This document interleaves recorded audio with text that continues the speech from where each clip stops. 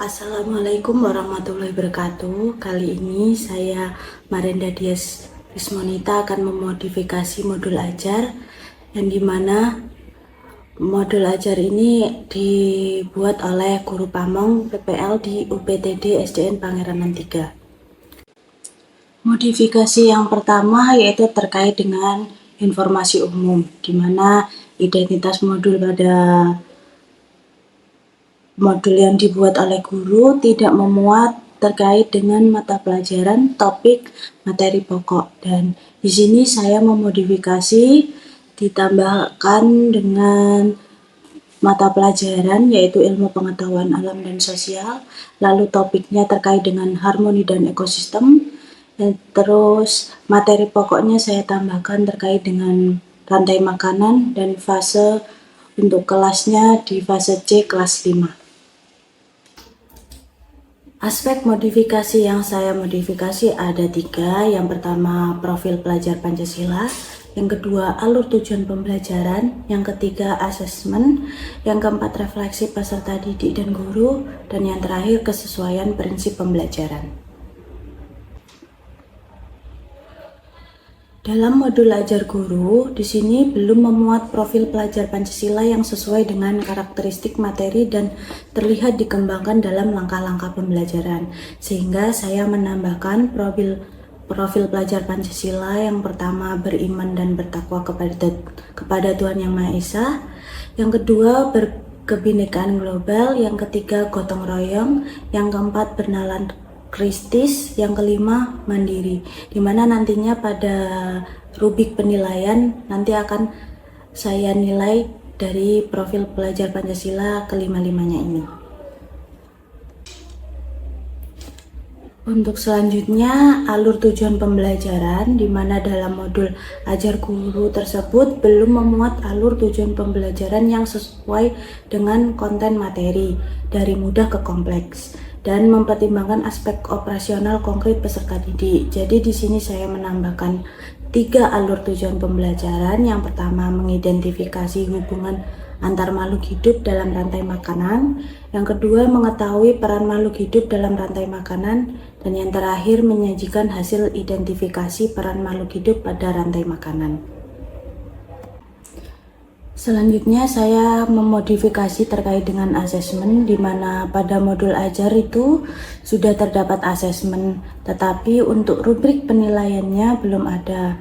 Di mana rubrik penilaian asesmen formatif, sikap, pengetahuan, dan keterampilan itu belum terjelas. Ini saya akhirnya memodifikasi terkait dengan rubrik penilaian sikap, lalu pengetahuan dan keterampilan.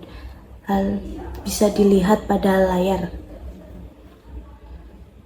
Untuk selanjutnya, di sini saya memodifikasi terkait menambahkan refleksi peserta didik dan guru, di mana pada modul ajar itu yang disusun oleh guru Pamong belum ada refleksi dan feedback dari guru maupun peserta didik. Jadi saya menambahkan refleksi guru ada 4 soal, lalu untuk refleksi siswanya ada 3 soal. Bisa dilihat pada layar ini. Untuk yang terakhir, kesesuaian modul ajar ini dengan prinsip pembelajaran, saya menemukan beberapa kekurangan dalam modul ajar tersebut yang sesuai dengan prinsip-prinsip pembelajaran DAP, TARL, dan CRT. Antara lain, yang pertama pada DAP, di mana pada modul ajar guru belum menyebutkan secara eksplisit bagaimana guru akan menanggapi peserta didik yang memiliki kemampuan belajar yang berbeda-beda. Misalnya, peserta didik yang memiliki kesulitan dalam memahami interaksi antar makhluk hidup dan suatu ekosistem. Guru perlu memberikan pendampingan yang lebih kepada peserta didik tersebut agar dapat memahami materi dengan baik.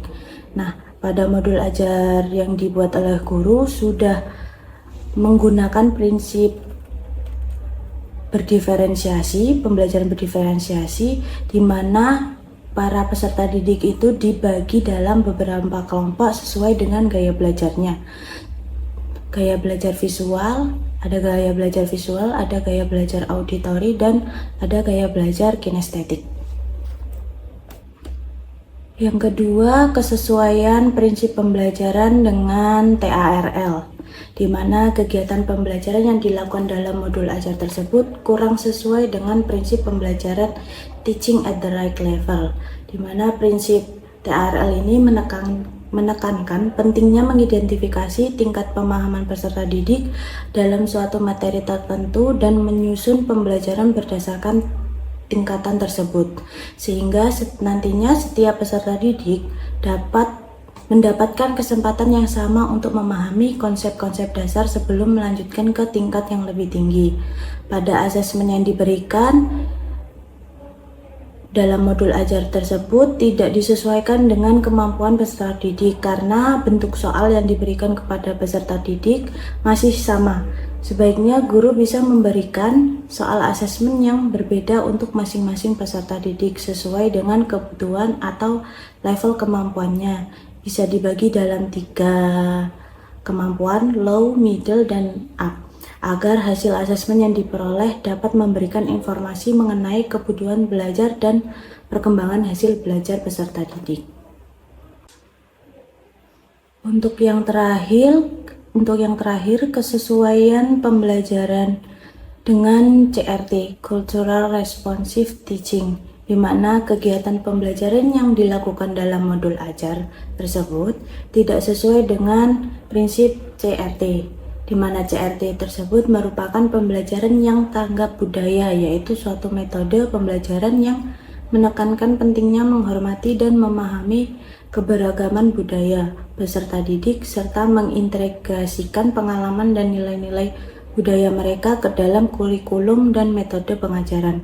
Pada kegiatan pembelajaran yang dilakukan tidak mengintegrasikan atau mengaitkan materi pembelajaran dengan kebudayaan tempat tinggal peserta didik, di mana nanti guru bisa mengaitkan pembelajaran dengan kebudayaan peserta didik, contohnya permasalahan atau membuat soal dalam asesmen tersebut dengan menggunakan contoh-contoh ekosistem di lingkungan sekitar sekolah. Demikian tadi aspek-aspek modifikasi modul ajar Guru Pamong yang telah saya paparkan. Kurang lebihnya mohon maaf. Wassalamualaikum warahmatullahi wabarakatuh.